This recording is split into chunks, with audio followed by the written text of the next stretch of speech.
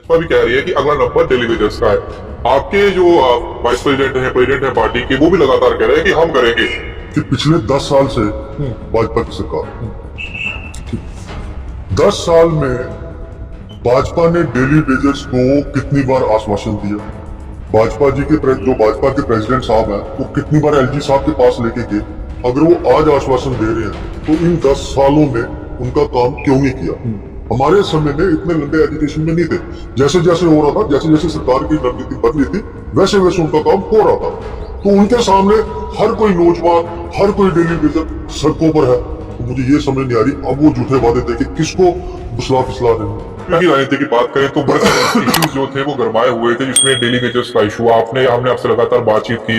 आपकी पार्टी के जो आला कमान है, जिसमें फारूक अब्दुल्ला जी हैं, जब उन्होंने जम्मू आकर जो है शेर कश्मीर वॉर की बात करें, जम्मू में जो है वो आप जब उन्होंने एड्रेस किया, उन्होंने कहा कि डेली वेजर्स को जो है हमारी सरकार आएगी, हम उन्हें परमानेंट करेंगे, पॉलिसी बनाई जाएगी। सवाल ये है आपसे मेरा, क्योंकि भाजपा भी कह रही है कि अगला नंबर डेली वेजर्स का है। आपके जो वाइस प्रेसिडेंट है पार्टी के, वो भी लगातार कह रहे हैं कि हम करेंगे। सवाल ये है कि आपकी सरकार यहाँ पर रही, पहले पूर्व की अगर बात करें, पास्ट की बात, तब क्या एक्शन, लाइन ऑफ एक्शन किया गया था और क्यों वो तब लेवलाइज नहीं हुए? अब क्यों जो है उनको वोट बैंक की तरह इस्तेमाल किया जा रहा है? भाजपा भी यही कह रही है और आपकी पार्टी भी यही कह रही है कि हम करेंगे। आप मुझे ये चीज बताइए कि पिछले 10 साल से भाजपा की सरकार, 10 साल में भाजपा ने डेली वेजर्स को कितनी बार आश्वासन दिया। भाजपा जी के जो भाजपा के प्रेसिडेंट साहब हैं, वो कितनी बार एलजी साहब के पास लेके गए। तो अगर हमने तो चलो कुछ नहीं किया, अगर वो आज आश्वासन दे रहे हैं तो इन 10 सालों में उनका काम क्यों नहीं किया। हम तो दे रहे हैं, हमने किया भी है। तो हमारे समय में इतने लंबे एजुकेशन पे नहीं थे डेली वेजर, चाहे आप मुझे पूछ लेना, हमारे समय में इतने लंबे एजुकेशन में नहीं थे। जैसे जैसे हो रहा था, जैसे जैसे सरकार की रणनीति बदली थी, वैसे वैसे उनका काम हो रहा था। अब बात आती है भाजपा की। अब भाजपा अगर अपने मैनिफेस्टो में आज के दिन में अगर ये चीज निकाल रही है तो इन 10 सालों में कहां थी। इन 10 सालों में डेली वेजर के अलावा जो पेपर्स के स्कैम हुए वो कहां से आए, भ्रष्टाचार मुक्त किए इन्होंने, वो कहां से आ गए। आज तक फायर एंड इमरजेंसी वाले देख लीजिए, 10+2 के कॉन्ट्रैक्चर देख लीजिए, उसके बाद बॉर्डर सिक्योरिटी फोर्सेस वाले देख लीजिए, कितने जेई के जिन्होंने फॉर्म भरे थे उनको देख लीजिए, सब इंस्पेक्टर को देख लीजिए। ये सब स्कैम कब निकल के आए? जब भ्रष्टाचार मुक्त सरकार जम्मू कश्मीर में थी।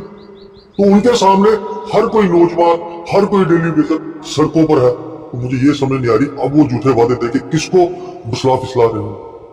तो फिर सवाल ये है ना, क्योंकि भाजपा कह रही है कि आपकी सरकार ने 500 रुपया रखा था, 600 रुपया रखा था उनको महीने पर, हमने उनको 9, 7, 8 हमने अगर 500-600 रखा था ना, इन्होंने क्या दिया, इन्होंने तो खत्म ही कर दिया। इन्होंने तो यहाँ तक जो हमारी विडो पेंशन थी वो भी खत्म कर दी, इन्होंने जो ओल्ड एज पेंशन थी वो भी खत्म कर दी। इन्होंने क्या किया? हम कुछ ना कुछ तो दे रहे थे ना, ये क्या दे रहे हैं मुझे बताओ ना, ये दे क्या रहे हैं? जो थी वो भी छीन के लेके जा रहे हैं। ये चीज उनसे पूछिए ना, जो दिया था वो भी लेके जा रहे हैं। आप तो चलो 500 ही दे रहे थे, 600 ही दे रहे थे, ये तो 500-600 की जगह उनको सड़कों पे लाके पिटा दिया। वो कह रहे हैं हम 8-9 हज़ार पे लाया। कहाँ लाया? तो फिर सड़कों पर क्यों है वो? अगर 800,000 पर लाया तो फिर सड़कों पर क्यों बैठे हैं वो? फिर रोज डेली वेजर सड़क पर क्यों उतरा? मुझे ये चीज समझ नहीं आ रही। अगर हम 500 दे रहे थे, क्या वो सड़क पर थे? मैं पूछना चाहता हूँ भाजपा वालों से, जब हम 500 माना, हमने 500 दिया या 600 दिया, तब क्या वो सड़कों पे थे? अगर आज आप 8 से 9 हज़ार रुपया आप बोल रहे हो दे रहे हैं, फिर आज सड़कों पर क्यों है? सवाल एक चीज उठता है ना, क्योंकि मान लेते हैं कि गुवाहाटी के अंदर नेशनल कॉन्फ्रेंस का काफी वोट बैंक है, कैडर काफी स्ट्रांग है, जम्मू के अंदर भी उनका कई क्षेत्रों में जो है कैडर काफी मजबूत है, कई जगहों में भाजपा का मजबूत है। हालांकि यहाँ पर इंडिया अलायंस में, गठबंधन में जो है नेशनल कॉन्फ्रेंस और कांग्रेस जो है वो चुनाव लड़ रही है।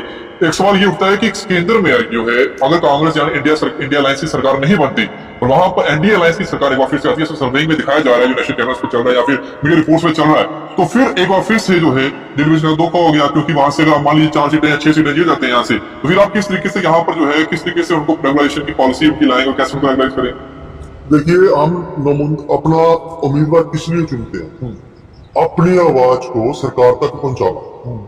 जो पहले हमारे यहाँ से थे उनमें से किसी ने भी सांसद में जाके जम्मू कश्मीर के डेली वेजर से लेके युवा तक किसी की बात की नहीं की। मैं आपको बता देना चाहता हूं, चाहे हमारे बॉर्डर फोर्सेस वाले स्टूडेंट्स हो, चाहे जेई के जिन्होंने फॉर्म भरे वो स्टूडेंट्स हो, उनकी आवाज किसने उठाई थी? नेशनल कॉन्फ्रेंस में। नेशनल कॉन्फ्रेंस के एमपी डॉक्टर फारूक अब्दुल्ला साहब ने उठाई थी। अगर डेली बेसिस की बात की तब भी वहां। अब जब हमारे पास पावर आएगी हम वहां पे जाके लड़ेंगे अपनी जम्मू कश्मीर की आवाम के लिए, चाहे वो डेली बेजर हो, चाहे वो युवा हो, कोई भी किसी भी कितने का हो, हम उनके लिए लड़ेंगे, लड़कर उनके हक लेके जम्मू कश्मीर में आकर उनको देंगे। अब युवाओं की बात की आपने, क्या लगता है युवाओं का जो है कितना बड़ा रोल रहेगा इस चुनाव में? और आने वाले, क्योंकि 30 सितंबर जो है उससे पहले यहाँ पर असेंबली चुनाव कराने के लिए भी बात करी, इलेक्शन कमीशन ऑफ इंडिया को डायरेक्शन जो है सुप्रीम कोर्ट की आई है और उसमें ये कहा है कि स्टेटहुड भी जो है बहाल की है। और देश के प्रधानमंत्री जब उधमपुर में रैली करी उन्होंने, तो उन्होंने भी कहा कि अब जल्द ही जो है स्टेटहुड मिलने जा रही है और जल्द ही यहाँ पर विधानसभा चुनाव होंगे। तो उस बयान को भी किस तरीके से देखते हैं और यूथ जो है वो कितना रोल प्ले करेगा इस चुनाव में? देखिए, यूथ इस समय जाग चुका है। यूथ को पता चल गया है कि जिस सरकार ने उनको बुखला बुसला के 2 करोड़ नौकरियों का वादा दिया, जिस सरकार ने बॉर्डर फोर्सेस के बच्चों को, वहां के जो हमारे उस टाइम पे मंत्री थे, उन्होंने वहां पर आकर बॉर्डर पर जाकर उनको आश्वासन दिया, जिस सरकार ने उनके साथ झूठे और दोगले वादे किए, यूथ को अच्छी तरह पता चल गया है।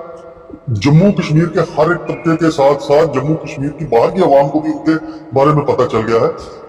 अब वो समय गया जहां धर्म के नाम पर वोट दिया जाता था। अब लोगों को चाहिए रोजगार, लोगों को चाहिए काम, लोगों को चाहिए अपना जो उनकी यहाँ पे मुसीबतें हैं उसका हल।